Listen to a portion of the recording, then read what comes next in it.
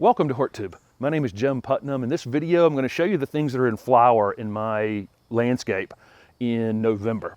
This is a brand new landscape project this year. A lot of immature pieces. It's going to take a while for this place to fill in. I've got lots of more things going in the ground. In fact, I have a whole group of things I just brought back from Alabama. I was in Alabama for 2 weeks, and while I was gone, we had a minor frost here, and Hurricane Zeta came through and caused a little bit of damage, but not too much. I dodged it on the Gulf Coast and then ended up here. Who knew it could still be a hurricane when it reached North Carolina after hitting the Gulf? It was moving so fast that it did. There's a little bit of damage from that. But I've come in the last 2 days, erased a lot of the summer annuals because they had gotten damaged from a minor frost, like I said, or wind. And then I've put in some winter annuals.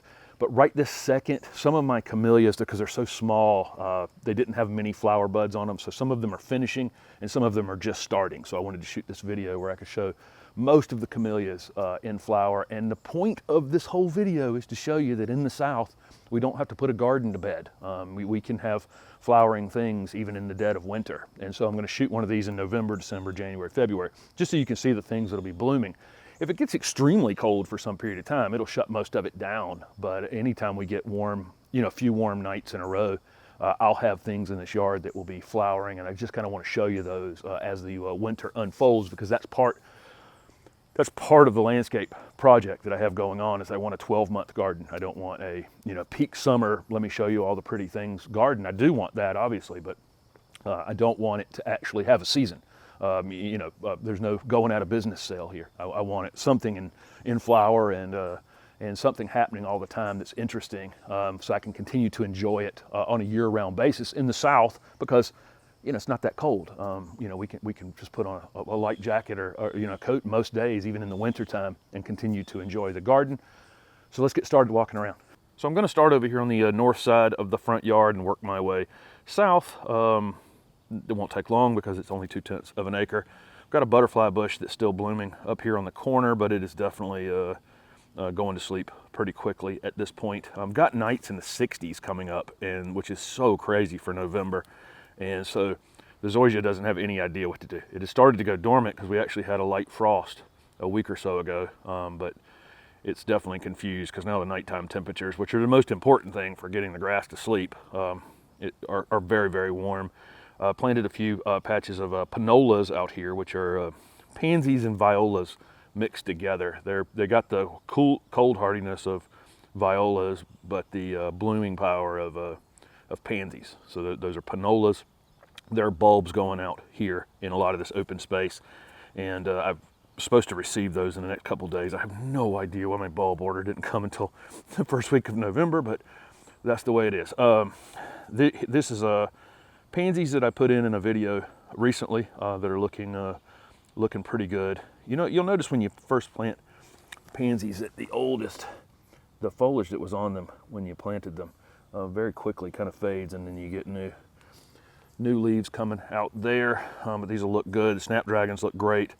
I've left a little bit of celosia out here, and only because the pollinators are still on it, but it does need to be jerked out of the ground. I'll give it another week though. As long as the pollinators are enjoying it, then I'm enjoying it. Here's another patch of pansies that were planted. This is like a kind of a really light pale yellow variety right there. And this mix of snapdragons has a little more color in them, a little brighter coloration. There's a little pot here that has violas in it. The serviceberry tree, which I had done in a video right here, Zeta blew it down, and I need to put a bigger stake on that. I'm going to do that today. That's on the list for today. Have not pulled this vinca out. It just is dark green, and it needs to come out though. It's ready. It's tired, but it's been just a dark green backdrop here for a week or so while I'm transitioning to other things. And then lettuce bowls up here, which aren't part of a flower tour, but you can see lettuce that I did from seed and showed in the weekly update videos. Looking great. Here's the next thing of pansies here. This is a Matrix Sunrise. I showed this in a little video out here a week or two ago. Container here, looking great. The flowering kale and the white pansies really pop. I mean, some people don't like white, but look how Look how much that actually stands out. The African basil still going absolutely wild. There's bees sleeping on it. I think we can get in here and get one in focus right there. They're just sleeping on it overnight, and then they work it all day long on these warmer days. My Mexican sage was another victim of Zeta and split apart right there. I don't know if this is going to be perennial here or not. This is zone 8 perennial. If it's well established in the ground, it will be a perennial here in my urban space, but I just don't know if it was in the ground long enough. I put in some pansies here. If you've been following along with the plan for this yard, there's actually going to be a path that leaves the yard right here for the mailman, and so I'm kind of establishing that path now. And the last thing I'll show you here in the front yard space, this is a light pink shishi Gasheri camellia right here, and then this is white shishi. I put this photo up on Instagram last week. Look at this flower. I mean, can you imagine? I mean, man, Bobby Green knocked this one out of the ballpark. That is just a beautiful, beautiful plant. It's a little slow growing in a container, and I think it's going to be hard decisions for nurseries whether to grow it or not. I think it's going to be in demand, but it's going to take several years to produce this plant for retail. And so, I just don't know. I don't know what the availability is going to be on it. And this is Crimson and Clover, Camellia Sasanqua. Really beautiful. This one's been flowering like crazy for a few weeks. I'm literally catching it at the end. It was completely in flower when I left for Alabama a couple weeks ago, but I've come back and it's almost done. So we'll go to the backyard and show you a few things there. One last thing that's in the front yard is this Hydrangea paniculata. I have not planted yet. I got this on a trip to Athens, Georgia. It was given to me by a plant breeder. It's one that's not being selected, but it is really unique. It turns this pink color in the fall. The reason I picked this when I had my choice of picking a bunch is it's got all of the flower parts. One complaint I have about Hydrangea paniculatas now is that through all the plant breeding, they've actually gotten rid of the flower parts that the pollinators actually like. And so this plant will have all of the parts on it. So I'll get, the beautiful Hydrangea paniculata flowering, but it'll also give some benefit to the pollinators as well. I think that needs to be a thought on these Hydrangea paniculata varieties that are being selected. So I nabbed a few pieces at the nursery while I was in South Alabama, and one of them was this tree-formed ENCORE azalea right here. I know lots of you are going to ask me how to get one. I don't know the answer to that. They're in the process of growing lots and lots of them. They had hundreds and hundreds and hundreds of 1 gallons, but it takes a long time to grow these. It's something they're working on, but just going to be a long time before there's a lot of them in the marketplace, I would think, but really quite beautiful. I brought home a spider's web fatsia as well. You'll see when I put that in the ground right there. That thing looks like that year round. It needs a little protection in my area. Planted this tray of dianthus right here, just kind of mixed colors. It should fill in nicely, be really showy during the winter. Real quick, not part of a flower tour, but I want to show you this, how my greens went absolutely bonkers in the 2 weeks that I was in the deep south. So I got to get in here and pick lettuce and arugula today. Broccoli is starting to form over there.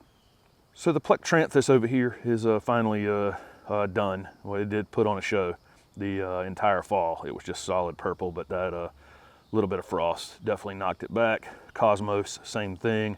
I pulled out most of the zinnias this week. I left this one celosia because the bees, like I said, the bees stay on these forever and ever. But I pulled out all the coleus this week. I have planted pansies all over the place. And these containers, once these begonias are done, there'll be pansies in there as well. The October Magic Orchid Camellia is in full display here.